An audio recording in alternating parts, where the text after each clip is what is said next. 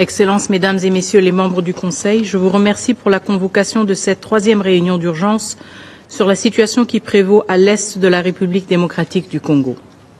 Je remercie la représentante spéciale du secrétaire général, Madame Bintou Keïta, ainsi que l'envoyé spécial du secrétaire général pour la région des Grands Lacs, Monsieur Chia Huang, pour leurs exposés respectifs. Je salue également la présence des représentants permanents des différents pays de la région des Grands Lacs, ici présents. Le Rwanda prépare un carnage à ciel ouvert avec une brutalité qui rappelle les heures les plus sombres de notre histoire. Le 26 janvier, j'avais prévenu. Aujourd'hui, ces mots sont réalité. En 48 heures seulement, plus de 4000 morts à Goma, des hommes et des femmes abattus, des enfants témoins d'exécutions sommaires, tués sans distinction ou exécutés avec une précision glaçante, comme le chef coutumier de Kiziba, abattu avec son épouse et ses 3 enfants le 11 février, comme l'artiste Delka Idengo, assassiné le 13 février pour imposer le silence. Et ce que nous ne savons n'est qu'une infime partie de l'horreur qui nous parvient. Mais l'horreur ne s'arrête pas aux exécutions. À Goma, la vie est suspendue, prise en otage par la guerre. Plus de 4500 blessés ont afflué vers des hôpitaux débordés. 500 corps ont été retrouvés calcinés dans la prison de Munzenze après des exécutions en masse. Chaque jour, la Croix-Rouge et le CICR ramassent des cadavres dans les rues, tandis que les morgues dépassent leurs capacités. Dans des camps de fortune, les cas de Mpox, choléra et rougeole se propagent, menaçant des milliers de déplacés sans accès à l'eau potable.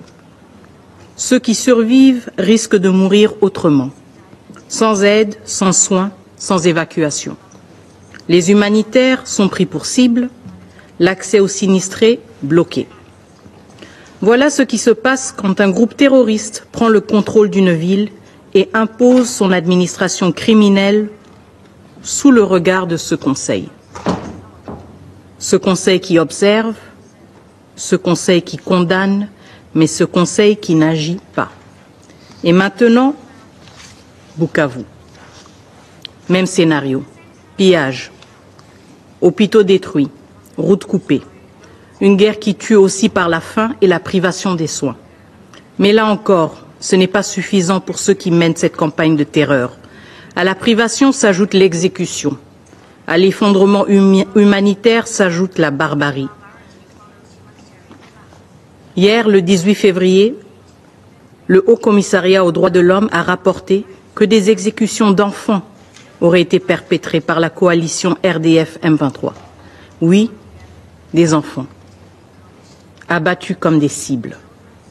Que reste-t-il de l'humanité lorsque même les plus jeunes, les plus innocents sont exécutés? Monsieur le Président, nous avons entendu cette formule devenue un refrain commode des solutions africaines pour des problèmes africains, mais qui ose encore s'en servir aujourd'hui comme prétexte à l'inaction. La communauté de développement de l'Afrique australe, SADC, et la communauté économique des États d'Afrique centrale, CEAC, ont unanimement condamné la présence rwandaise sur notre sol. Ce fait n'est plus contesté. 2 sous-régions, la SADC et l'EAC, ont tenu des réunions conjointes pour adopter des mesures urgentes, y compris un cessez-le-feu. Quant à l'Union africaine, son Conseil de paix et de sécurité, réuni au niveau des chefs d'État le 14 février, a appelé au retrait immédiat de toutes les forces étrangères non invitées de la RDC. En d'autres termes, le Rwanda. Le Rwanda et le M23 ont répondu et continuent de répondre par la violence, par la terreur.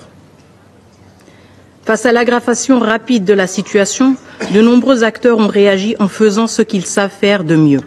Documenter les violations des droits de l'homme, ouvrir la voie à des poursuites pénales, poser des actes forts, mais essentiellement réactifs.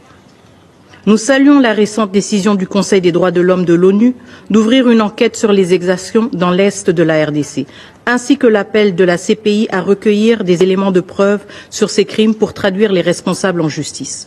Nous appuyons également La résolution du Parlement européen demandant la suspension de l'accord sur les matières premières entre l'Union européenne et le Rwanda, signé en février 2024, alors que Kigali armait le M23. Mais ce Conseil, toujours inactif, est le seul capable d'empêcher de nouveaux massacres et l'expansion de l'occupation. Il lui revient d'adopter des mesures robustes qui non seulement arrêtent les violences perpétrées par les troupes rwandaises et leurs supplétifs du M23, mais aussi mettent un coup d'arrêt au soutien d'un État membre de l'ONU à un groupe terroriste cherchant à renverser un gouvernement légitime et démocratiquement élu. Ce conflit ne se limite pas aux violences militaires, au pillage de nos ressources ou au déplacement, dépeuplement de nos territoires. C'est un projet politique porté par le Rwanda à travers le M23 et l'AFC visant à renverser notre régime par la force. Mais la République démocratique du Congo a fait le choix de la démocratie. Une démocratie en construction, certes, mais la nôtre. Nous avons choisi la liberté sous un régime civil et non la soumission aux armes. Nul ne peut nous arracher ce choix, surtout pas un régime qui, depuis 3 décennies, s'efface derrière un homme qui confond l'État avec son pouvoir personnel. Ce contraste est saisissant. D'un côté, un peuple qui bâtit son avenir sur la volonté populaire, de l'autre, un régime qui ne survit que par la force, l'intimidation et la répression. Aujourd'hui, ce modèle de gouvernance par la peur tente de s'imposer chez nous. Ce n'est pas seulement une guerre pour un territoire, mais une guerre contre notre choix souverain d'un avenir différent. Le M23 et ses soutiens rwandais cherchent à imposer par les armes ce que les urnes ont rejeté. Mais le peuple congolais dit non. Un peuple dont l'âge moyen est de moins de 25 ans, un peuple marqué par la guerre et les promesses ajournées, mais qui refuse la loi des armes. Il veut choisir ses dirigeants dans les urnes et non sous la menace des canons. Il refuse d'être la génération sacrifiée d'une violence imposée de l'extérieur. Monsieur le Président, ce Conseil doit intervenir. Le Conseil ne peut se contenter de rester silencieux face à ce drame. Il ne peut pas se cacher derrière des déclarations d'intention. Le moment est venu de faire respecter les principes qui définissent cette institution, la paix, la sécurité, le respect du droit international. Le droit international est universel, il s'applique à tous. Même s'il faut aspirer à des solutions africaines, on ne peut pas rester les bras croisés lorsque des civils sont tués. Ce n'est pas la solution, et c'est en tout cas pas une solution africaine. Nous réitérons qu'il y a urgence à prendre des mesures. Nous exigeons une action immédiate. Le Conseil de sécurité doit tout d'abord exiger que le Rwanda cesse les hostilités. Il faut exiger le retrait des troupes rwandaises du territoire de l'RDC. Ces forces ont foulé aux pieds le droit international, entraînant dans leur sillage la mort, la dévastation. Elles ont violé notre souveraineté. Leur retrait n'est pas négociable. Ce retrait est impératif. Deuxièmement, le Conseil de sécurité doit imposer des sanctions ciblées, notamment des gels d'avoirs, des interdictions de voyager pour la structure de commandement des forces de défense rwandaises, ainsi que les décideurs politiques qui sont responsables de cette agression, y compris ceux qui prétendent ne pas savoir où se trouvent leurs propres troupes. Il y a des milliers de soldats rwandais qui dirigent les opérations du M23 dans notre pays, alors que le président du Rwanda se contente de nier et d'affirmer « je ne sais pas ». Mais vous, les membres du Conseil, vous savez, nous savons tous, les survivants qui ont dû enterrer 4000 corps à Goma savent, et à Goma, ces tombes portent un témoignage. Troisièmement, le Conseil de sécurité doit imposer une interdiction totale sur l'exportation de tous les minerais depuis le Rwanda, notamment le coltan et l'or, pour mettre un terme au pillage de nos ressources. La RDC a pris des mesures. Un certain nombre de sites miniers ont été identifiés, notamment à Rubaya, car depuis ces sites, le Rwanda exporte de façon illégale tous les mois 150 tonnes de coltan. Mais ces mesures ne sont pas suffisantes. Tant que le Rwanda pourra piller nos ressources en toute impunité, cette guerre continuera. Quatrièmement, le Conseil de sécurité doit immédiatement révoquer le statut du Rwanda en tant que pays fournisseur de contingents pour les missions de maintien de la paix des Nations Unies.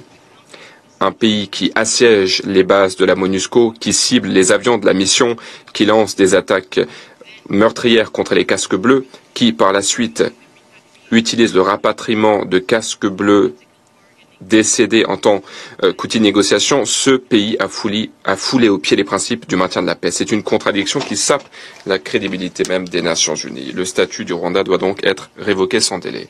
Cinquièmement, le Conseil de sécurité doit imposer un mécanisme de notification et de signalement pour toute vente ou tout transfert d'armes vers le Rwanda.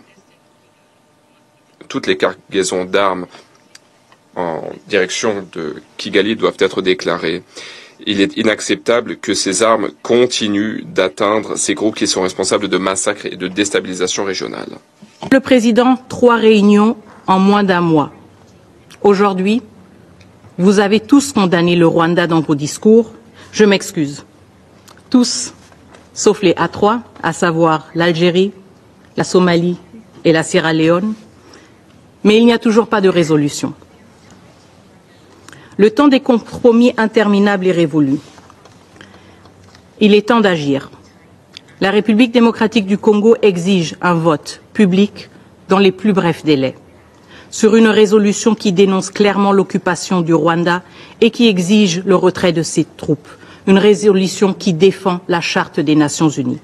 Assez de prétextes, assez de relativisme culturel derrière lequel se cache un attentisme aux conséquences tragiques. Que chacun assume sa position au grand jour. Monsieur le Président, Excellences, Mesdames et Messieurs les membres du Conseil, il est temps de voter. Je vous remercie.